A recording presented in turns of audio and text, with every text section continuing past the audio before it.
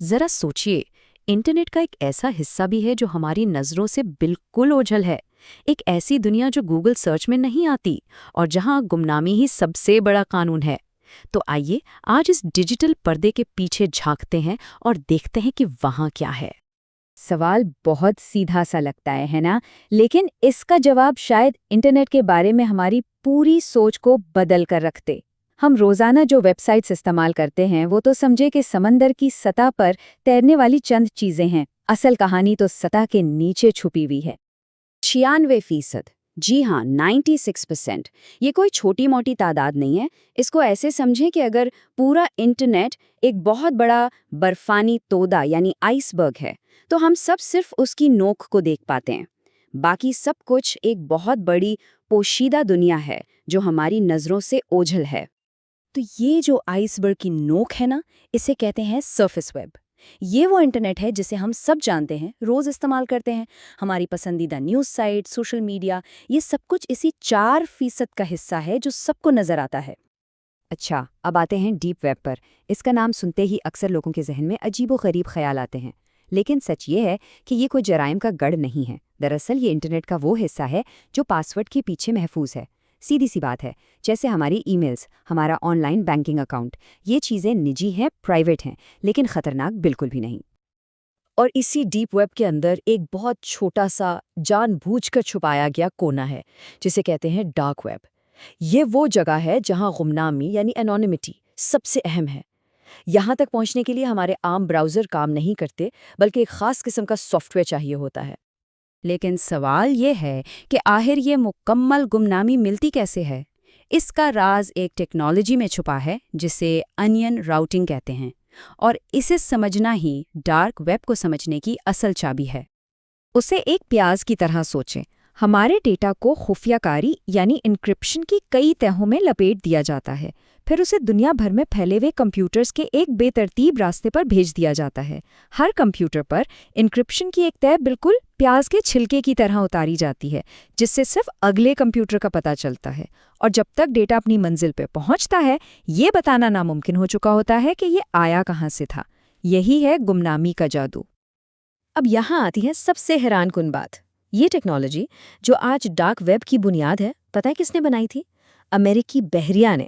جی بالکل، اپنے جاسوسوں کے درمیان محفوظ بات چیت کے لیے۔ اور پھر انہوں نے اسے عوام کے لیے اس لیے کھول دیا تاکہ ان کے اپنی ایجنٹس عام لوگوں کی ٹریفک کی بھیڑ میں چھپ سکے۔ انہیں شاید اندازہ بھی نہیں تھا کہ وہ ایک ایسی چیز بنا رہے ہیں جو آگے چل کر دنیا کو بدل دے گی۔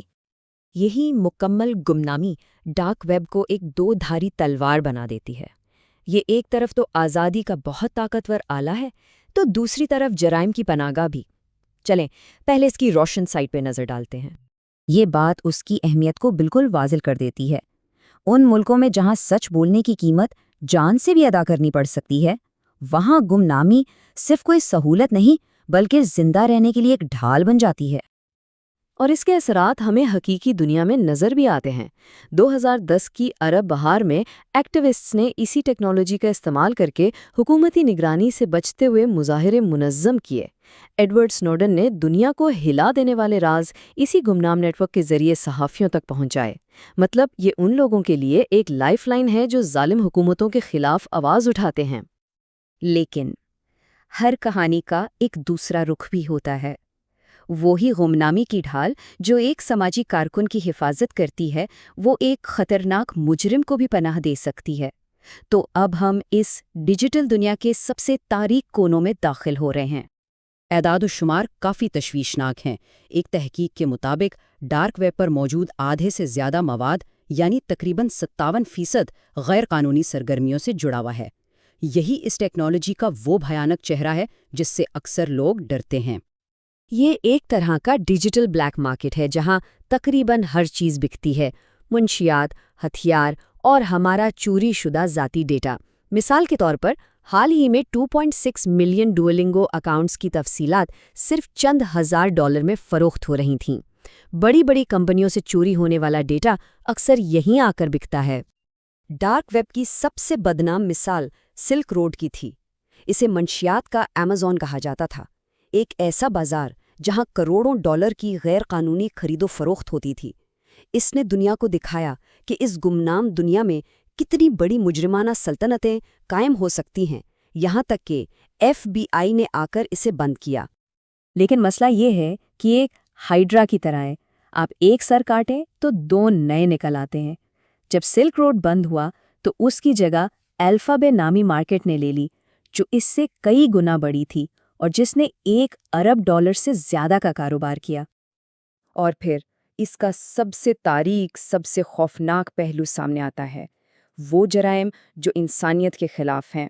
انسانی اسمگلنگ اور بچوں کے استحصال جیسے گھناؤنے کاموں کے لیے ڈارک ویب ایک محفوظ پناہ گاہ بن جاتا ہے۔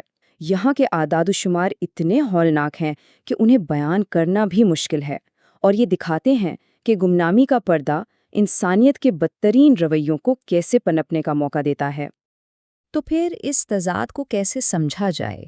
ایک ہی ٹیکنالوجی جو آزادی کا چراغ بھی ہے اور جرائم کا اندھیرا بھی، آخر اس کا مطلب کیا ہے؟ شاید اس کو سمجھنے کا بہترین طریقہ یہ ہے کہ ڈارک ویب کو انسانیت کے لیے کارنیول کے آئینے کی طرح دیکھا جائے۔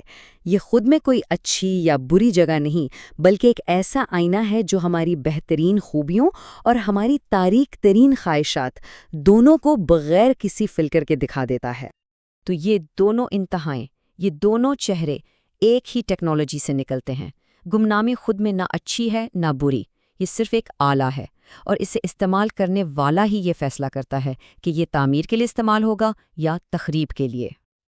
تو آخر میں ہم نے کیا سیکھا؟ سب سے اہم بات تو یہ ہے کہ ڈارک ویب کوئی جگہ نہیں بلکہ ایک ٹول ہے۔ اس کی سب سے بڑی طاقت گمنامی ایک 2 دھاری تلوار ہے جو آزادی کا دفاع بھی کرتی ہے اور جرائم کو پناہ بھی دیتی ہے۔ یہ انسانی ارادوں کے اچھے اور برے دونوں پہلوؤں کو سامنے لاتی ہے، اور یہ بات تو طے ہے کہ یہ صرف تجسس کی وجہ سے گھومنے پھرنے کی جگہ بالکل نہیں ہے۔ اور یہ ہمیں ایک بہت گہرے سوال پر چھوڑ جاتا ہے۔ اگر ڈارک ویب واقعی وہ آئینہ ہے جو یہ دکھاتا ہے کہ لوگ بغیر کسی نتیجے کے خوف کے کیا کچھ کر سکتے ہیں، تو اس آئینے میں جو عکس نظر آتا ہے وہ خود انسانیت کے بارے میں کیا کہتا ہے؟